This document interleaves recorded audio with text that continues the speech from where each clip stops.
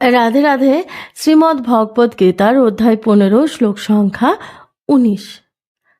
ইয়া মাম এবম অসংমূঢ়ঃ জানাতি পুরুষোত্তমম স সর্ববিদ ভজতে মাম সর্বভাবেন ভারত। অর্থাৎ শ্রী ভগবান বললেন, হে ভারত, যিনি নিঃসন্দেহে আমায় পুরুষোত্তম বলে জানেন, তিনি সর্বজ্ঞ এবং সর্বতোভাবে আমাকে ভজনা করেন। রাধে রাধে। রাধে রাধে। শ্রীমদ্ ভগবদ গীতার অধ্যায় 15 শ্লোক সংখ্যা 19। ইয়া মাম এবম অসংমূঢ়ঃ জানাতি পুরুষোত্তমম স সর্ববিদ ভজতে মাম সর্বভাবেন ভারত।